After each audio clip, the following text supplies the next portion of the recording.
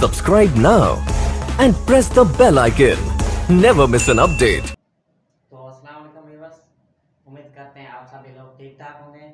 और आज फिर से हम हमारे सेशन का दूसरा लेक्चर लेकर आपके सामने हाजिर हुए हैं। तो आज के लेक्चर में हम पढ़ेंगे आइसोटोप्स के बारे में। आइसोटोप्स एक छोटा सा टॉपिक है। आप लोगों ने पहले इसके बारे में थोड़ी सी जान पहचान रखी होगी या फिर आपने इसके बारे में थोड़ा सा ज़रूर पढ़ा होगा, नहीं तो सुना ज़रूर होगा।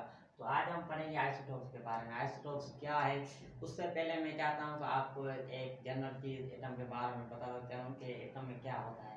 तो एटम की अगर हम स्ट्रक्चर की बात करें तो जनरल एटम की स्ट्रक्चर इसी तरह की होती है। इसी बीच वाले हिस्से को हम कहते हैं न्यूक्लियस।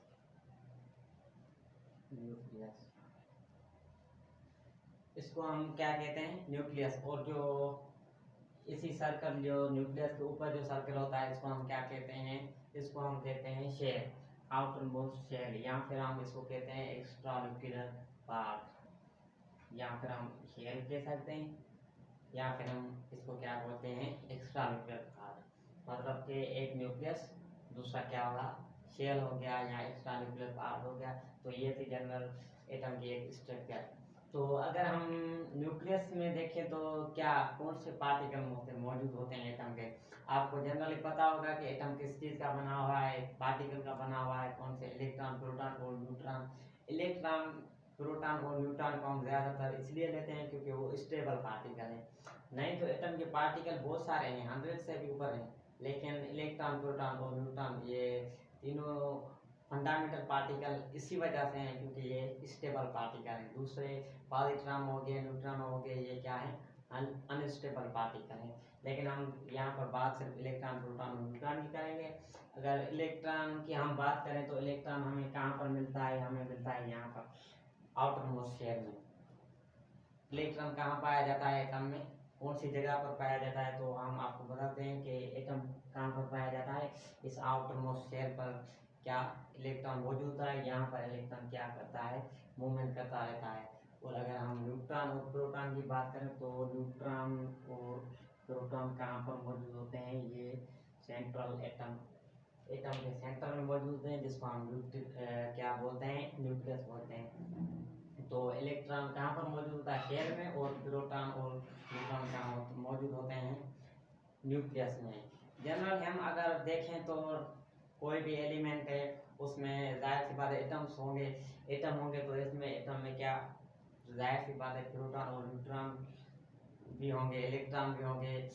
कुछ सर्टेन एलिमेंट ऐसे हैं जिसमें नंबर ऑफ प्रोटॉन तो सेम है, लेकिन उसमें क्या, नंबर ऑफ न्यूट्रॉन वेरी करता है।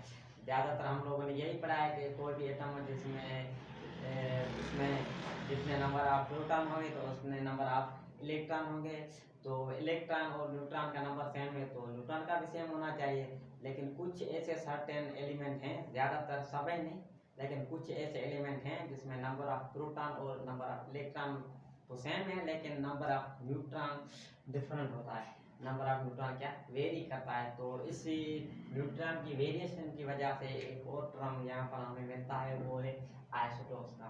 तो आइसोटोप्स पर अगर हम नज़र डालें तो आइसोटोप्स की डेफिनेशन क्या होगी, atoms of the same element having same atomic number but different mass number. कोई भी एलिमेंट हो उसमें जाहिर सी बात है एटम होंगे तो उसमें क्या, उनका एटॉमिक नंबर तो सेम हो लेकिन उसका क्या, मास नंबर चेंज हो, तो उसको हम क्या, आइसोटोप कहते हैं। मतलब कि कोई भी एलिमेंट है उसमें एटम है, उसमें एटॉमिक नंबर उस एलिमेंट का सेम है लेकिन एटॉमिक मास उनका चेंज है। या फिर हम यही कह सकते हैं कोई भी एलिमेंट है उसमें नंबर ऑफ प्रोटॉन तो सेम है लेकिन नंबर ऑफ न्यूट्रॉन डिफरेंट है, तो इसकी वजह से हम इसे क्या, आइसोटोप्स बोलते हैं। ये सब में नहीं होता लेकिन कुछ सर्टेन एलिमेंट हैं जिसमें नंबर ऑफ प्रोटॉन तो सेम होता है लेकिन नंबर ऑफ न्यूट्रॉन क्या वेरी करता है। तो अब हम करते हैं आइसोटोप्स के एग्जाम्पल के ऊपर। कुछ ऐसे एलिमेंट हैं, देखते हैं कौन सा एलिमेंट है जिसके नंबर ऑफ न्यूट्रॉन जिसका क्या वेरी करता है। पहले नंबर पर हम आते हैं आइसोटोप्स ऑफ हाइड्रोजन। हाइड्रोजन के आइसोटोप्स पर अगर हम नजर डालें तो isotopes of hydrogen, isotopes of hydrogen की अगर हम बात करें तो आइसोटोप्स ऑफ हाइड्रोजन हमें कितने टाइप्स के मिलते हैं? वो हमें मिलते हैं 3 टाइप के। एक फर्स्ट है प्रोटियम, दूसरा ड्यूट्रियम और थर्ड वन कौन सा है? थर्ड वन है ट्राइटियम। अगर हम ड्यूट्रियम में देखें तो उसमें हमें क्या एक प्रोटॉन मिलता है, उसमें कोई भी न्यूट्रॉन मौजूद नहीं होता, क्योंकि ये वायद वो आइसोटोप है हाइड्रोजन का जिसमें कोई भी न्यूट्रॉन वगैरह मौजूद नहीं होता। तो इसका एटॉमिक मास कितना है? 1 है और एटॉमिक नंबर भी कितना? 1 होगा। अब चलते हैं ड्यूट्रियम की तरफ। तो ड्यूट्रियम में कितने? एक प्रोटॉन होता है और एक क्या होता है? न्यूट्रॉन होता है। तो एक न्यूट्रॉन के आने की वजह से इसका एटॉमिक मास कितना हो गया? 2 हो गया। और एटॉमिक नंबर कितना? वो तो सेम रहेगा, एक ही रहेगा। अब चलते हैं थर्ड वन। थर्ड वन कौन सा है? वो है ट्राइटियम। उसमें क्या एक प्रोटॉन होता है और 2 न्यूट्रॉन होते हैं।